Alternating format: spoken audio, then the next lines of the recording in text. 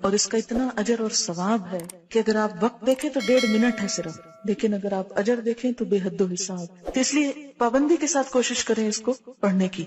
اور گھڑی دیکھ لیں، آپ کا کوئی بڑا وقت نہیں لگے گا. انسان، یہ صرف شیطان کا بھلاوا ہوتا ہے کہ انسان یہ نیکی نہ کرے اور اتنا بڑا اجر نہ کمائے.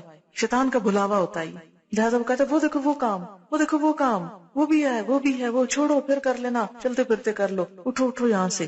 تیسرا قرآن میں آتا ہے فسبح وادبار السجود، سجدوں کے بعد بھی رب کی تسبیح کرو. لہٰذا کیا پڑھتے ہیں؟ 33 دفعہ سبحان اللہ، 33 دفعہ الحمدللہ، 34 مرتبہ اللہ اکبر. کیونکہ نماز کے بعد اللہ کی رحمت متوجہ ہوتی ہے، دعا مانگنے کا وقت ہوتا ہے. کچھ اور جو ہم عربی میں نماز کے اندر نہیں مانگ سکے اب باہر مانگ رہے ہیں، لیکن شیطان کہتا ہے کسی طرح نہ ہی مانگے تو اچھا، محروم ہی اٹھ جائے. اس لیے آپ دیکھیں گے کہ وہ وقت بڑا تلخ اور سخت ہوتا ہے اور اکثر لوگ برگلا لیے جاتے ہیں. 1.5 منٹ کے اندر آپ اتنا بڑا اجر کماتے ہیں، گویا آپ نے ڈھیروں مال صدقہ کر دیے جو ویسے ممکن نہیں. اتنا اجر ہے کہ ایک دفعہ نبی صلی اللہ علیہ وسلم کے پاس کچھ لوگ آئے، پوچھنے لگے اللہ کے رسول صلی اللہ علیہ وسلم، ہمارے کچھ دوست ہیں جو بڑے امیر ہیں، وہ صدقہ کرتے ہیں ثواب پا لیتے ہیں، ہمارے پاس ہم غریب لوگ ہیں، ہمیں بھی کچھ بتائیں کہ ہم ان کا ثواب پا لیں. تو آپ نے فرمایا کہ تم ہر نماز کے بعد 33 دفعہ سبحان اللہ الحمدللہ اللہ اکبر پڑھو تو تم کیا کرو گے؟ ان کے برابر ہو جاؤ گے.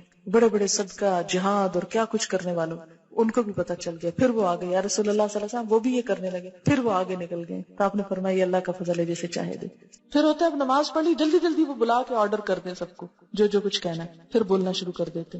لہٰذا تھوڑا سا اور صبر. وہاں تو فرض تھا چپ رہنا، اب کیا ہے نفل ہے چپ رہنا. اور آیت الکرسی جو ہر فرض نماز کے بعد ہے، آپ نے فرمایا جو ہر نماز کے بعد آیت الکرسی پڑھے اسے بہشت میں داخل ہونے سے سوائے موت کے کوئی چیز نہیں روکتی. گویا جنت کا دروازہ کھل گیا اس کے لیے. اسی لیے فرض نماز کے بعد جو آیت الکرسی ہے اس کا بھی بڑا اجر ہے کہ جو پڑھے گا وہ اس کے بعد فوت ہو جائے سیدھا جنت میں. لیکن آپ نے فرمایا یہ صرف انبیاء، صدیقوں اور شہیدوں کو یہ صفت ملتی ہے، ہر کوئی نہیں اس کی پابندی کر سکتا. کیوں؟ کیونکہ ہر بات جو نماز میں یاد آنی ہوتی. ہم کہتے ہیں یہ کون سی مجبوری ہے، پابندی ہے، اب تو بول لو خیر ہے، وہ پوری کیفیت نہیں تاری ہوگی. اس لیے تھوڑا سا صبر اور، لیکن یہ آپ کا بائی چوائس ہے، اب آپ کی مرضی ہے آپ صبر کریں یا نہ کریں. لیکن جو کر جائے وہ اب وہ وقت ہے پھل توڑنے کا، اب وہ وقت ہے نتیجہ لینے کا، دعا مانگنے کا. اس وقت میں اگر آپ گئے چھٹ گیا تو رہ گیا. کیونکہ اس وقت انسان کو فیل ہوتا ہے اچھا میں نے اتنی اچھی نہیں نماز پڑھی، کو بہت سیٹسفیکشن نہیں ہوتی. پھر انسان کو کہا سیٹسفائی ہو جاؤ، مانگو اللہ سے اللہ اور اچھی عبادت کی توفیق. نماز پڑھ چکا ہے پھر دعا اللہ توفیق دینا پھر بھی لوٹ کے آؤں. ایسا نہ ہوگا کہ نماز میں سو جاؤں یا بھول جاؤں یا دل ہی نہ چاہے. اب دیکھیں کہ اگر ہر نماز کے بعد انسان یہ دعا مانگ لیتا تو ایک طرف سے اپنے آپ کو پھر باندھ لیتا ہے اگلی نماز کو.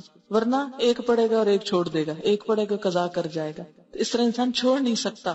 اسی لیے کتنی باحکمت دعا اس موقع پہ سکھائی گئی. رب اعینی، اے اللہ تو نے میری مدد کرنی ہے، اللہ ذکر کر کے پھر تیرا ذکر کروں، شکر کر تیرا شکر گزار بندہ بن کے رہوں، وہ حسن عبادت سے بھی اچھی عبادت کروں. یہ جو ذکر ہے یہ مسنون ہے. کچھ سوال ہیں کہ میں جلدی سے جواب دیتی ہوں. نماز ختم کرنے سے پہلے سورۃ البقرہ کی آخری آیات اور حشر کی آیات پڑھنا جائز ہے؟ ذکر میں آپ جو کچھ بھی پڑھیں لیکن یہ مسنون نہیں ہے. مسنون وہی ہے جو میں نے آپ کو بتا دی ہے. اس کے علاوہ آپ اردو پنجابی میں اپنی دعا مانگ سکتے ہیں جو بھی آپ کریں. اچھا ایک بات یاد رکھیں، سجدے میں قرآن نہیں پڑھا جاتا. سجدے میں قرآن نہیں پڑھا جاتا. درود شریف کھڑے ہو کے نہیں پڑھا جاتا. سلام کھڑے ہو کے نہیں پڑھا جاتا، بیٹھ کے پڑھا جاتا ہے نماز میں.